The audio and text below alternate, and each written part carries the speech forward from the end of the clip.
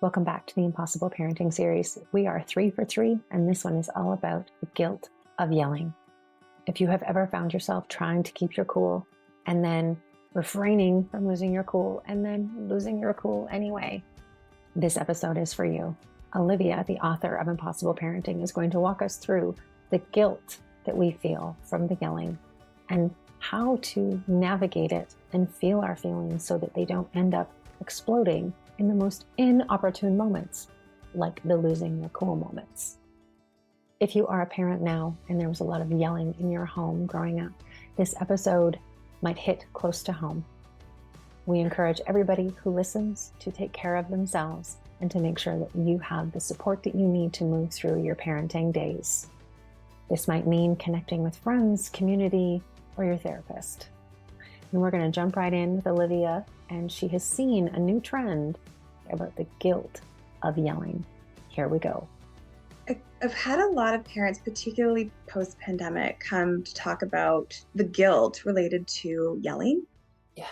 There's been a lot that has come up around the rage that parents are feeling, particularly moms are feeling, and the guilt cycle that I have witnessed around the goal is I'm never going to get mad and dysregulate.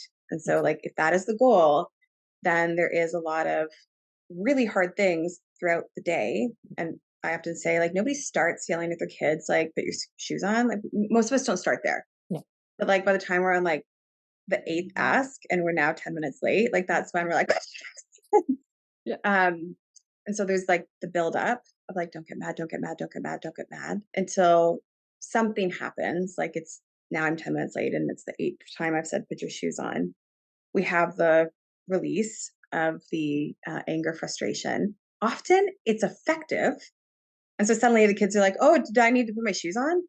And so people might be upset, but you are out the door now on your way to where you need to go. And then the guilt kicks in. Like, I feel so bad. I'm messing my kid up. I grew up in a house with a lot of yelling. Like, I'm replicating it. I'm never going to get mad again. And the cycle starts all over again. When usually people will come and say, how do I not yell at my kids? I'm like, I don't know how you're going to do that, or if you even need to make that the goal.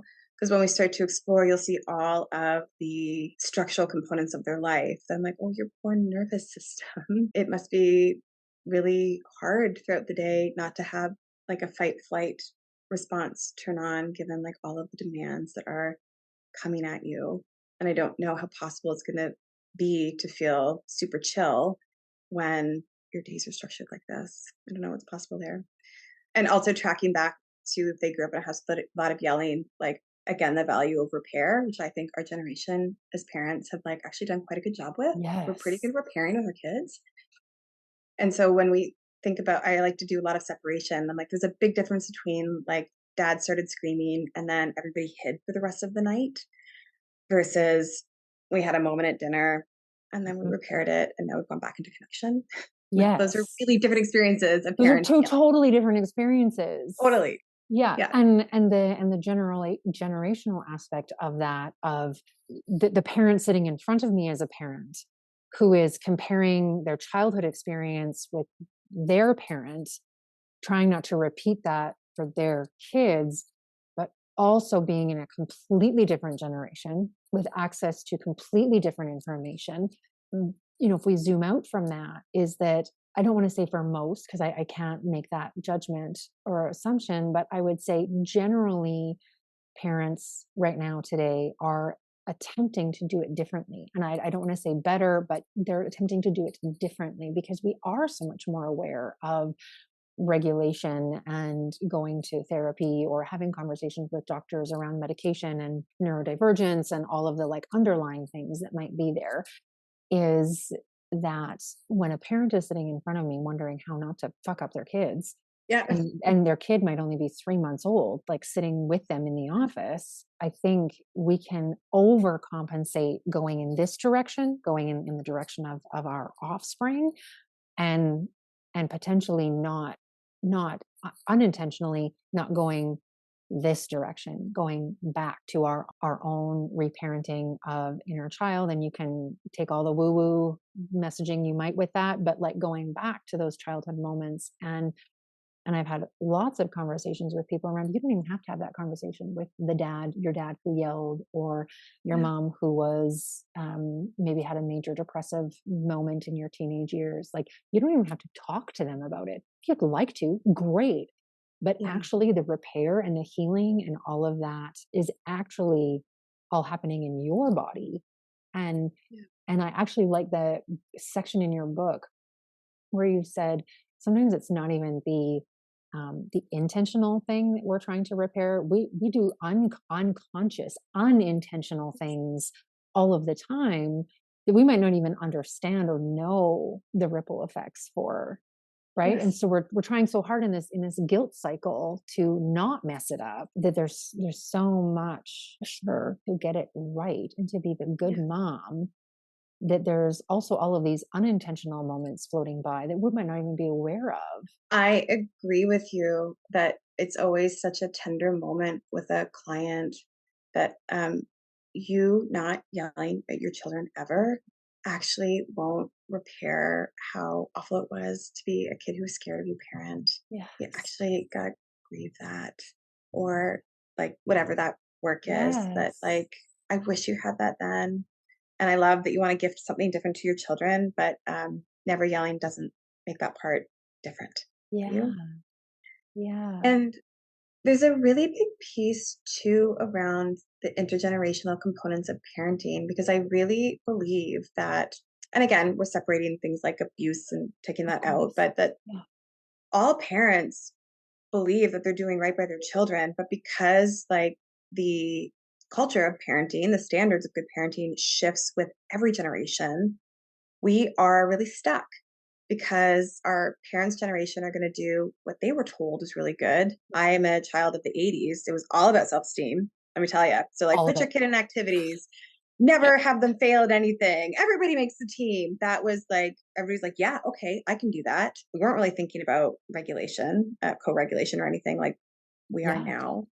And yet we hold our parents to the standard of like, how come you didn't co-regulate me? Why did you put me in? So like, why didn't you repair? Our parents' generation, for a lot of them, they had parents coming out of the Great Depression, and they were like, I'm going to make sure you have stable housing. Food. And and I wish it was that simple. Obviously, everybody has that, but like, I'm No. going to put you in activities.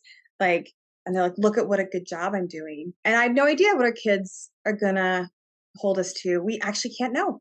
Yeah.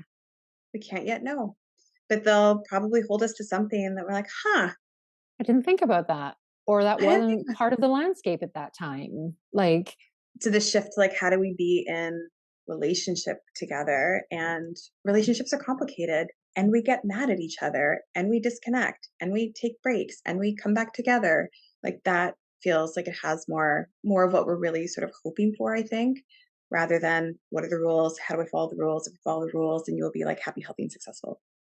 and Which I'll is get some kind of award at the end of it, right? yes, Like, quite seriously, a lot of my clients, they want some kind of award, and so do I want, all I want is to be acknowledged. Like, could at one point I think I said to my own therapist, like, could somebody just like rock me to sleep? Like, could somebody pay that much attention yes, to me, that like they're feeding me, they're rocking me, they're saying, whispering nice things to me, they're singing to me. Like, what yeah, what a gift to be giving these moments to our children, even when we maybe didn't receive them. And that's where that grieving or that feeling work comes in here, because I've said to clients, your kid doesn't understand how much effort you're putting into not doing the thing that yeah, harmed you, because that thing hasn't harmed them. Like, yes, they actually have no concept of it. And you're trying really hard not to do the thing.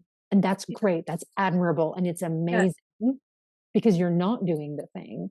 But they won't understand that because they haven't experienced the yelling dad or the depressed mom or whatever your reality happens to be that you're yeah. not trying to do. Absolutely. And I remember once when the kids were younger, having a conversation with my partner who was exasperated by, I feel like I'm doing so much and there's all of this effort largely related to family planning. And then the kids will say something like, well, I didn't want to like go to that activity, or like, I didn't want to do this thing. And they were just sitting in, so is this just it? Do I just like keep working and like doing the thing and like the kids don't like acknowledge or appreciate it? I was like, yeah, maybe. Maybe. But like I will. Like my job, I can do it. But yeah, at 6 years old, like they probably aren't going to acknowledge like the immense amount of effort that went into that birthday party. I see it. They just are thinking about that like one thing they didn't get. And Mhm. it's hard for parents to sit in. Like, yeah. But I do think that partners have a really, and community have a really significant role of doing that acknowledgement in the way that like the kids may never know how hard you worked to like not be scary. But I know. And you know, And you and know. and you know, Yeah. and you know. Well, I think that's a really great place to end. That sounds Awesome. so great. Thank you so much, Olivia. Okay, have a good Bye. one. Bye. Thank you for listening to the Impossible Parenting series. Our first episode was all about not feeling like a failure anymore. The second was about intrusive thoughts, and this one was about the guilt of yelling. If you liked this episode or any of the other three, we would appreciate a rating and or a review. Olivia's book is called Impossible Parenting, and you can find Kayla on social media at chill.likeamother on Instagram and anywhere you listen to your podcasts. Thank you so much for joining us today, and I hope you have a chill day.